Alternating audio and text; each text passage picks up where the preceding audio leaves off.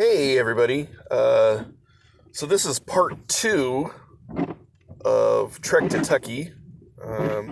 It's been a little bit wet out. Actually, the roads were really clear from uh, Hood River, Oregon to Arlington, the Arlington exit on I-84. And if you're not familiar with that, well, feel free to look it up on Google Maps.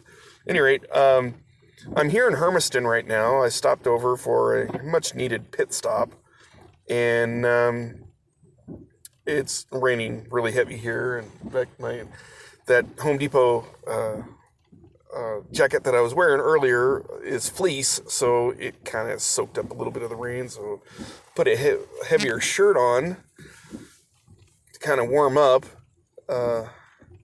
However, I've gotten fat over the years, and well, this thing barely fits me, so there is that. At any rate, I've made some pretty good time. It's just after 3:30 in the afternoon, and I have approximately 3 hours-ish to go until I hit Ontario, Oregon. But I figured, well, what the heck, I got to make a pit stop.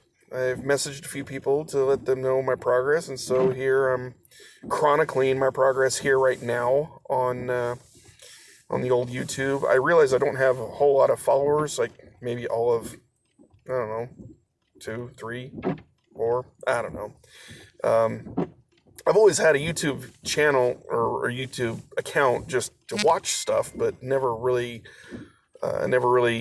downloaded or uploaded any content until that whim that I had to, back in 2015 when I went to go walk to the movie theater to go see Rogue One. So it's something I've been kind of wanting to do for a while. I mean, obviously I'm doing it on my phone.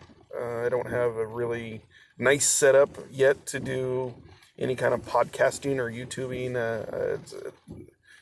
I mean, I don't profess to be a great YouTuber or anything like that. I don't know that I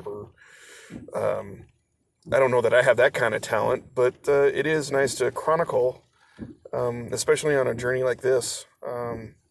It's a big step. I've driven cross country before, but never solo. I've always been with other people driving cross country. So this is my first time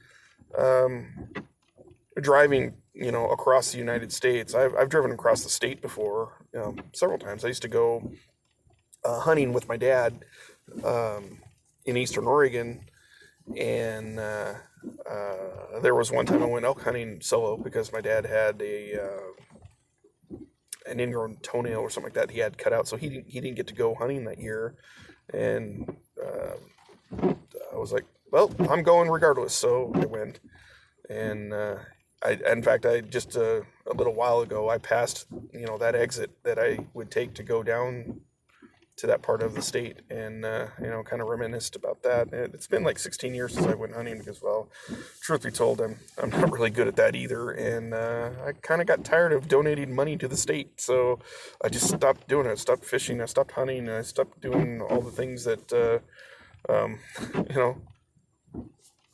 that are cool but cost me money, and when I don't have any good return on it. So at any rate, I need to hit the road. My heater's not really working and my window's fogging up, so I need to go wipe it down and get moving, get some, I don't know, just get moving on down the road, because it's the rain's really coming in. It's starting to get a little nasty, and if it's nasty here, I can only imagine where over there in Ontario, or getting to Ontario, it might be worse. The roads have been pretty good so far, but there's this little stretch of I-84 called Cabbage Hill, and it's kind of like a canyon embankment or something like that, and you're kind of climbing up around, and I'm kind of concerned about that right now. That's going to be my biggest concern, but I figure if I stay behind the truckers, do as they do and follow their lead, I should be okay.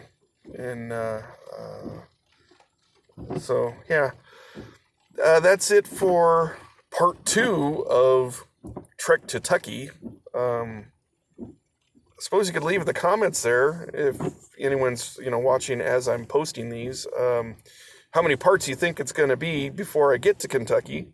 Especially if I upload a quick 6-minute plus video of every stop I make. I mean, I suppose that could be quite a few parts there. But at any rate, I'm going to sign off for now. And so my new mantra that I started with, this last video, and I'm kind of keeping it going, is happy trails and be good to each other. And I'll see you next time.